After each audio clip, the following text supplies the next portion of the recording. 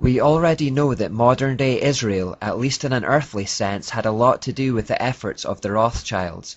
Some more symbolism that gives that away can be found in the Israeli Supreme Court. The Israeli Supreme Court was funded by the Rothschilds on the condition that they would choose the plot of land, would use their own architect, and that the price of its construction would never be made public. Built in 1992 in Jerusalem, it sits next to the Knesset, which is the main political building in Israel. Also funded by the Rothschilds, the Knesset is the legislative branch of the Israeli government, where laws are enacted and heads of state are elected. Here is the picture of the Supreme Court. This painting is at the entrance to the building and depicts the Rothschilds planning its design along with Shimon Peres and Isaac Rabin. A journey through the Supreme Court esoterically represents a path towards illumination. The ultimate goal of the journey is to reach this pyramid, which represents the most holy place in the building. Each side of the pyramid has a circular hole at the top representing the all-seeing eye. Let's do a picture walkthrough along this so-called path of illumination from the beginning, and do some symbol spotting along the way. Firstly, the person who enters the Supreme Court finds himself in a dark area in front of a stairway leading to a source of light at the other end. By climbing these stairs, the visitor gradually moves away from the darkness towards illumination. There are exactly 3 sets of 10 steps equaling 30 overall. These represent the first 30 degrees of Freemasonry.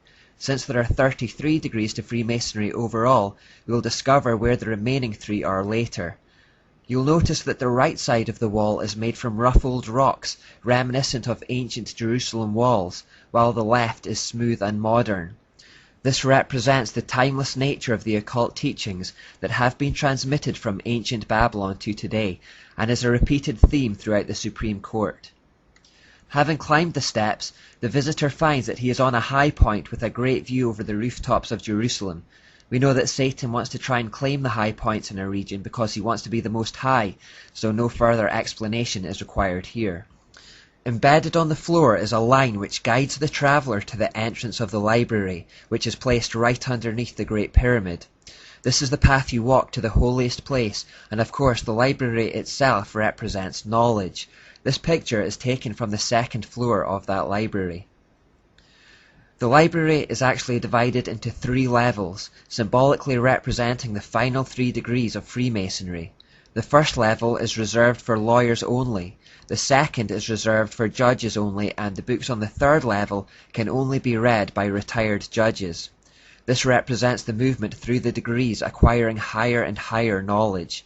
The library functions like all occult hierarchies, where some information is the exclusive privilege of a select few. These are the 3 levels of the library. Right above the 3rd level, representing the final degree of Freemasonry, there is this view of the pyramid. This is where the Freemasonry ends and the elite Illuminati begins. Directly beneath the apex of the pyramid is this geometric floor pattern, with a crystal embedded in the floor at the center. There are 6 squares representing the number of man, and each square of course has 4 sides, which is the number that represents the world. The crystal in the center lies directly under the apex of the pyramid. This is similar to the sun symbol embedded at the center of the Capitol crypt in Washington, D.C. The entrances to the courtrooms themselves look like this. They are said to resemble ancient Jewish tombs. Apparently in some Jewish tombs there were holes where the soul was supposed to leave. They have retained these holes in the courtrooms, perhaps to allow spirits to come and go in a similar manner. Again, notice the contrast between the old and the new here. The prison cells, the courtroom, and the judges' quarters are placed one on top of the other, symbolizing the tiered society as proposed by Plato and the Enlightenment thinkers.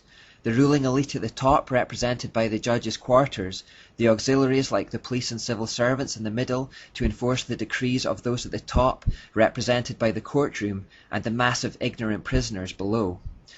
This is one of the courtrooms. The judge is illuminated by a natural source of light at the far end, symbolically representing the light of the divine, guiding their wisdom. They retire to their quarters at the top tier to make a decision and then descend back to the courtroom below to bring their illuminating wisdom to the world. Now let's start making our way outside. No occult structure would be complete without the obligatory sexual symbols, and the steps outside the courtrooms provide this feature. Again, this needs little explanation. Once outside the building, we are then invited to visit the Dorothy Rothschild Grove. We find this plaque on the wall with the arrow. Alongside it, we also find this plaque, which also contains an all-seeing eye. Sorry about the quality of these, I couldn't find anything more clear-cut. When we follow the arrow, though, to the Dorothy Rothschild Grove, we find this monument, which is obviously an obelisk, an Ashtoreth pole. If we then go to the centre of the parking facilities from here, we find this shape on the ground. Now, some people have suggested that this represents a cross so that people can trample on it as they descend down the steps. I don't personally buy into this theory.